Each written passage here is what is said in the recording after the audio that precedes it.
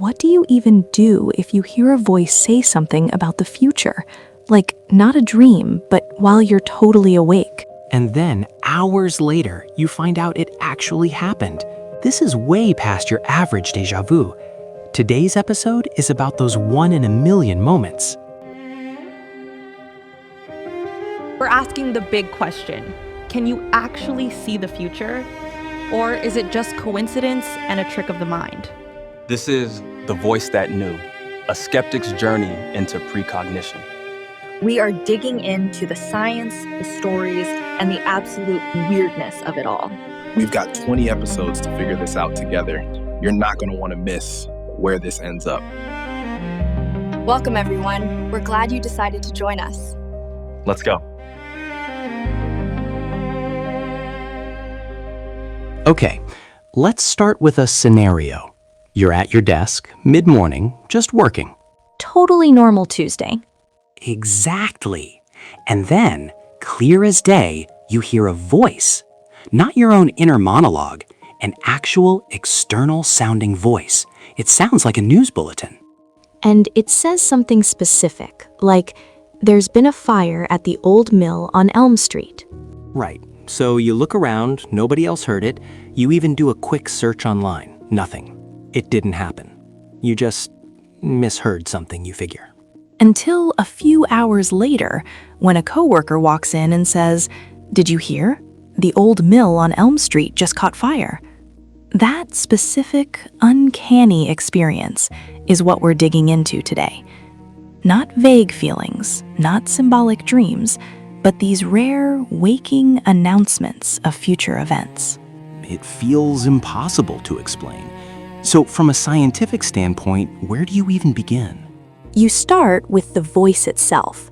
Neurologically, this is categorized as an auditory verbal hallucination. And before anyone tunes out, it's important to know that studies show somewhere between 10 and 25% of people have a vivid hallucinatory experience while fully awake at some point, most with no underlying mental health condition. Oh, so it's more common than you'd think. Much more. And there's a leading model for why it happens, called the predictive coding framework. Okay, predictive coding. Help me understand that. Think of your brain like it has autocorrect for reality. It's constantly making predictions about what you're about to see and hear to speed up processing. When you hear knock knock, your brain is already lining up the words "who's there?" It's filling in the blanks. Exactly. The theory is that an auditory hallucination happens when that system messes up. The brain over-relies on its own internal prediction, its prior expectation, and fails to check it against actual sensory input from your ears. It generates the "who's there" so strongly that it experiences it as a real sound. So the brain basically predicts the sound, and the prediction is so powerful it overrides reality, and you actually hear it. Wait, but in our example, a fire at the old mill isn't a predictable phrase like "who's there?" It's totally random. And that is the giant gaping hole in the explanation. The predictive coding model gives us a plausible how for the mechanism of hearing a voice, but it has absolutely nothing to say about why the content of that voice would be both hyperspecific and, in these rare cases, true. Okay, so that's the neuroscience lane. What about the other side of this? The people who study precognition itself? That takes us into parapsychology, which is, to be clear, a field on the absolute fringe of mainstream science. The most famous modern attempt to prove this stuff in a lab was probably Daryl Bem's 2011 Feeling the Future study. What did he actually do? It involved experiments like showing people two curtains on a screen and asking them to guess which one had an image behind it. The twist was that the computer would only randomly place the image after the person made their choice. Over thousands of trials, he found a small but statistically significant effect where people guessed correctly more often than chance would allow.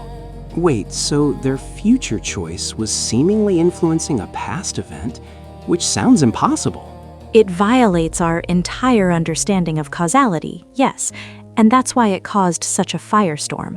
It was published in a top-tier psychology journal, which was a huge deal. But here's the crucial part. The scientific method relies on replication. Other labs have to be able to get the same result. And they couldn't. Despite many attempts, including a large pre-registered replication project in 2023, the effect just wasn't there. The consensus now is that the original finding was likely a statistical fluke or the result of methodological issues. So the best, most rigorous attempt to prove precognition in a lab failed. Resoundingly. And this is the core problem for parapsychology. A century of research has failed to produce a single, reliably reproducible experiment. So we're left with these compelling personal stories, but no proof under controlled conditions. So we have two completely separate puzzles. Neuroscience can explain hearing a phantom voice, but not its accurate future-predicting content. And parapsychology tries to explain future-predicting content, but has no repeatable evidence. That's exactly it. And there's no bridge between them. A neuroscientist would likely argue that the verified part of the story is just a combination of cognitive biases. Confirmation bias, where we remember the one time a weird thought came true and forget the 1,000 times it didn't. And selective memory, where maybe the voice wasn't as specific as you remember it. Maybe it just said something bad will happen downtown, and you retroactively fit the details after hearing the news. Precisely. But the person who actually had the experience, especially one who tried to verify it in the moment and found nothing, would say that explanation just doesn't fit the facts of what happened to them. It feels like we're stuck between a satisfying explanation for the mechanism, the voice, and a deeply unsatisfying explanation for the meaning, the content. Completely.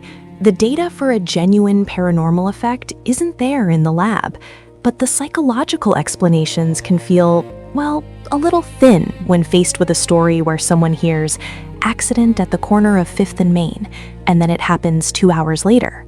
It's intellectually tidier to call it a coincidence, but subjectively it feels like something else entirely.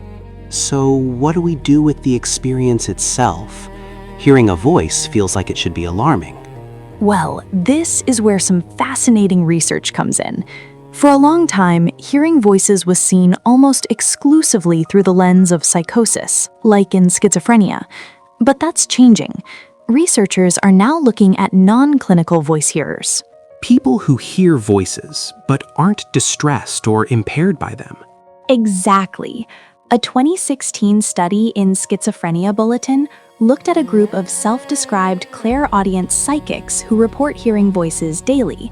They found that, unlike in clinical cases, these individuals felt they had more control over the voices. The voices were less negative and often felt more internal. So the experience isn't inherently negative. It's about the context and the relationship a person has with it. Right. It suggests voice hearing exists on a continuum. Another study from 2022, also in Schizophrenia Bulletin, compared spiritual voice hearers to those with psychosis and found similar things. The spiritual group reported more controllability and less distress. This reframes the experience from being purely a symptom of pathology to, well, a variation in human perception. But again, these studies are about the phenomenology, the what it's like to hear voices. They don't touch the precognitive question. They don't, and that's the point. No one in the mainstream is studying these experiences in a way that takes the apparently precognitive content seriously. The focus is always on the psychological or neurological state of the person having the experience. So where does this leave us? We have this incredibly compelling, specific type of human experience, but science seems to be talking past it. I think it leaves us with an honest mystery. We have a solid, though incomplete, theory for how a brain can produce a phantom voice, a glitch in its predictive machinery. We also have a solid understanding of the cognitive biases that can make random events feel meaningful. But neither of those fully accounts for a highly specific, unpredictable, and later verified auditory announcement that someone checks in real time. They don't. The scientific position has to be that until there is evidence that can be reliably replicated, it's most likely an extraordinary coincidence combined with a neurological event. But it's okay to acknowledge that for the person experiencing it, that explanation can feel deeply insufficient. It's like we have a radio that's suddenly playing a broadcast from tomorrow. Science is focused on explaining how the radio can make static, but it isn't even asking what the broadcast is or where it came from. That's a perfect analogy. For now, the signal itself, the specific, veridical, future tense information, remains unexplained. It's a ghost in the machine that science hasn't found a way to catch.